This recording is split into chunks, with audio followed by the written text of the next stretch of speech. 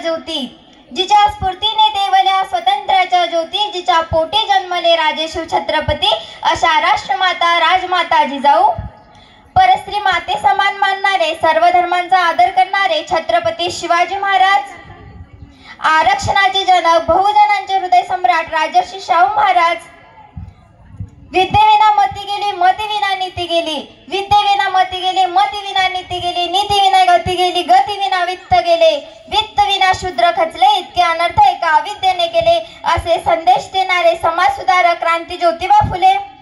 त्याचबरोबर विद्येची देवता आद्य शिक्षिका माता सावित्रीबाई फुले, भारतीय राज्यघटनेचे शिल्पकार विश्वरत्न परमपूजनीय डॉक्टर बाबासाहेब आंबेडकर, तसेच त्यांना खांद्याला खांदा देऊन मदत करणारी प्रेरणास्थान माता रमाई. त्याचप्रमाणे पृथ्वी हे शेष नागाच्या फणीवर तरलेली नसून ती श्रमिक कष्टकऱ्यांच्या हातावर तरलेली आहे, असा संदेश मांडणारे थोर साहित्य सम्राट लोकशाही अण्णाभाऊ साठे व या पृथ्वी तलावर ज्या ज्या थोर पुरुषांनी, संत महात्म्यांनी मानवतावादी कार्य केले, त्या सर्व थोर पुरुषांना सदर त्रिवार अभिवादन करते आणि मी कुमारी रोशनी कैलास निकाळजे तुमच्या समोर एक एकांकिका सादर करते. ज्ञान नाही विद्या नाही ती घेण्याची गोडी नाही, ज्ञान नाही विद्या नाही ती घेण्याची गोडी नाही, बुद्धी असूनही चालत नाही त्यास मानव म्हणावे का. हो, ओळखलात ना मला. नमस्कार, मी सावित्री ज्योतिबा फुले. माझा जन्म 3 जानेवारी 1831 रोजी सातारा जिल्ह्यातील नायगाव येथे झाला. वडिलांची मी लाडकी होते. माझे वडील हे गावचे पाटील होते. त्यांनी माझा प्रत्येक हट्ट पुरवला होता. परंतु अवघ्या वयाच्या 9व्या वर्षी होताच माझ्या आईने माझ्या वडिलांसमोर लग्नाचं टुमणं मारलं आणि मग काय सगुणाबाई आली आमचा संबंध घेऊन ज्योतिबांशी. सगुणाबाई म्हणाल्या की ज्योतिबा आणि सावित्री यांची जोडी झाक दिसेल आणि माझ्या वडिलांनी सुद्धा ठरवलं होतं माझ्या सावित्रीचं लग्न त्यांच्याशीच करणार जो समाज प्रबोधन करेल, जग प्रबोधन करेल आणि समाज सुधारणेचे कार्य करेल. अशा ज्वलंत मनाशीच आणि अशा ज्वलंत व्यक्तीशीच मी माझ्या सावित्रीचा विवाह करणार. लग्नाची ती वेळ आली, मंडप सजले, माझी विवाह गाठ जुळली ज्योतिबांशी आणि हो, नंतर मी ज्योतिबांच्या घरी आले. घरी बघते तर काय, या बाजूने पुस्तकं, त्या बाजूने पुस्तकं, समोर पुस्तके. मला असं वाटलं दिवस रात्रभर बाबा काय पुस्तकांतच राहतो की काय, मला काय बी कळेना. तेव्हा मात्र मला शिक्षणाचा गंध नव्हता. मी होते मात्र अक्षरशत्रू, मला काही येत नव्हते. नंतर एके दिवशी ज्योतिबा माझ्याजवळ आले, म्हणाले सावित्री तुला एक कार्य करायचे आहे. मी घाबरले. मला वाटलं काय काम असेल बरं का, पण मी गेले, समोर गेले. ज्योतिबा बोलले सावित्री या समाजामध्ये स्त्रियांना समाजात मानाचे स्थान नाही, शिक्षणाचा हक्क नाही. या सर्वांसाठी तुला लढायचं आहे, तुला झटायचं आहे, तुला स्वतःला शिकायचं आहे आणि या संपूर्ण स्त्रियांना शिकवायचं आहे. मी अक्षरशत्रू, मला काही बी कळत नव्हतं तेव्हा. मग ज्योतिबांनी मला म्हटलं की तुला शिकायचं आहे आणि नंतर शिकवायचं आहे, कारण जेणेकरून या सर्व महिलांना समाजामध्ये सन्मानाचे स्थान मिळवून द्यायचे आहे. सावित्री संघर्ष थोडा अवघड आहे, पण एकदा घेतलेला वसा मागे सोडायचा नाही आणि हे कार्य आपल्याला करायचे आहे. मी म्हटलं मला भाकरी थापायच्या सांगितल्या असत्या तर मी थपा थपा थपा भाकरी थापल्या असत्या आणि कार्य केलं असतं. परंतु त्यांनी मला शिक्षणाचे मुहूर्तमेढ रोवण्याचे सांगितले. त्यांनी मला एकदा शेतात बोलवले आणि बोलले सावित्री इकडे. मी पण गेले. त्यांनी मला अ काढून शिकवला, आ शिकवला आणि ती जमीनच आमची पाटी झाली. ज्योतिबांनी मला शिकवलं. हळूहळू आम्ही शिकत गेलो.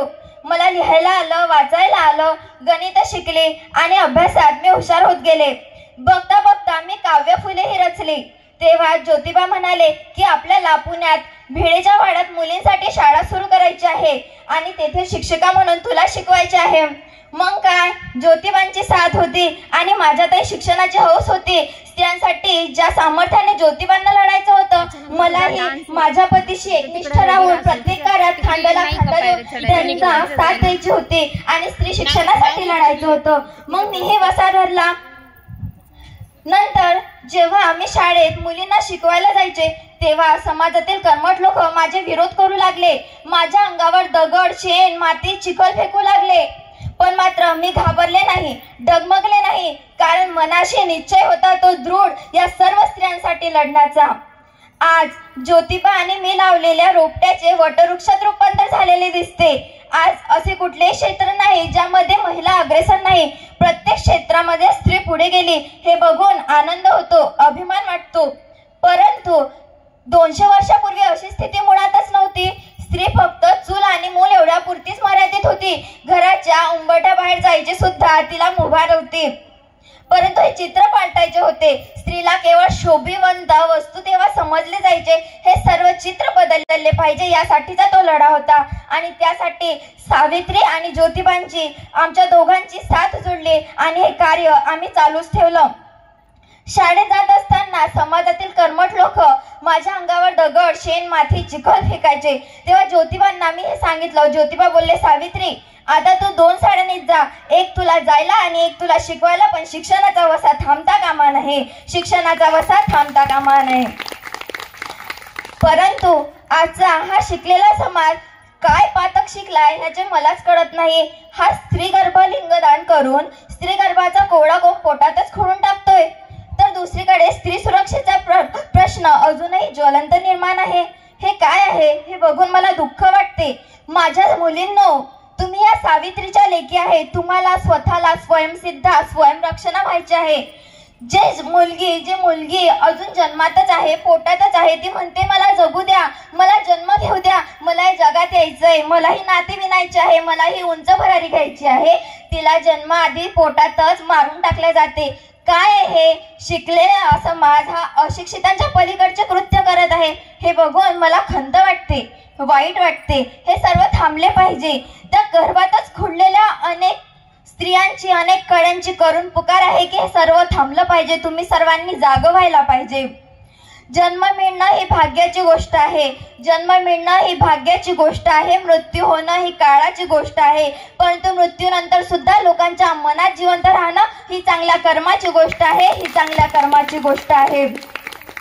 महिलांनी, ह्या सर्वांनी जागरूक होऊन आपल्या जीवनाचे मार्गक्रमण करण्यासाठी शिक्षण घेऊन, सुशिक्षित होऊन, सुसंस्कारित होऊन आपल्या देशाचे, समाजाचे आणि संपूर्ण आपल्या भारत देशाचे नाव मोठे करावे हीच मला आशा आहे। हे सर्व भीतीदायक वातावरण बघून मला असं वाटते मला परत यावं तर लागेल नाही ना, पण नाही, मुळीच नाही। तुम्हा सर्वांना माझी गरज नाही। तुम्हा सर्वांच्या प्रत्येकाच्या आत दडलेली सावित्री तुम्हाला जागे करायची आवश्यकता आहे। ती सावित्री लढा देणार, ती सावित्री लढणार आणि त्यासाठी तुम्ही सर्वांनी खंबीरपणे म्हणायला पाहिजे, बीजामध्ये हिरवेपण मी जपेनच, बीजामध्ये हिरवेपण मी जपेनच, आज उद्या या खडकावरती रुजेनच, लाख दिवे माझ्या ज्योतीने पेटून उठतील, लाख दिवे माझ्या ज्योतीने पेटून उठतील, तुफानास मी पुरून आता उरेलच, तुफानास मी पुरून आता उरेलच। असा हा सावित्रीचा वसा तुम्ही ज्वलंत चालू ठेवायचा आहे। तुमच्यासाठी लढायचं आहे, अत्याचार करणाऱ्यांवरती भिडायचं आहे आणि धाडसी बनायचं आहे। तुम्हाला स्वयंसिद्धा, स्वयंरक्षणा व्हायचं आहे, तेव्हाच ही सर्व स्थिती बदलेल आणि तुमच्यातलं धाडस तुम्हाला पेटायचं आहे। तुम्ही खंबीरपणे लढायला हवं, खंबीरपणे लढता लढता आपल्या अखेरच्या श्वासापर्यंत असं कार्य करत जावं की त्या प्रत्येक धाडसाची वाव आणि त्या प्रत्येक धाडसाची आग ही समाजामध्ये पेटून एक नवीन आदर्श निर्माण करेल। असा आदर्श समाज आपल्याला घडवता आला पाहिजे आणि त्यासाठी आपण सर्वांनी कार्य केलं पाहिजे। प्रत्येक स्त्रीने, प्रत्येक मुलीने जाग होऊन म्हणायला पाहिजे, स्त्रीधन नाही, वस्तू नाही, नाही मी दासी, स्त्रीधन नाही, वस्तू नाही, नाही मी दासी, सकल गुणांचा साठा आहे माझ्या पायाशी, सकल गुणांचा साठा आहे माझ्या पायाशी, काळोखाचे सावट आता भिरकावून देणार, काळोखाचे सावट आता भिरकावून देणार, बुरसटलेल्या परंपरांना तिलांजली देणार, बुरसटलेल्या परंपरांना तिलांजली देणार। जुनाट रोगाट अटी रुढींना आम्ही चूड लावू, जुनाट रोगाट अटी रुढींना आम्ही चूड लावू, अन्यायाच्या छातीवरी वज्रमुठ ठेवू, अन्यायाच्या छातीवरी वज्रमुठ ठेवू। बोट धरूनी चालविण्याचा नाही हा मुद्दा, बोट धरूनी चालविण्याचा नाही हा मुद्दा, परप्रकाशी नाही आम्ही आहे स्वयंसिद्धा, परप्रकाशी नाही आम्ही आहे स्वयंसिद्धा, आहे स्वयंसिद्धा। आणि असं ज्या दिवशी होईल असा धाडस जेव्हा प्रत्येक मुलीमध्ये निर्माण होईल आणि ती कार्य करेल, सुशिक्षित, सुसंस्कारित होऊन आपल्या संपूर्ण समाजाचे, भारत देशाचे नाव उंचावर नेईल, तीच माझ्यासाठी सोन्याची पहाट असेल आणि तोच माझा खरा पुनर्जन्म असेल।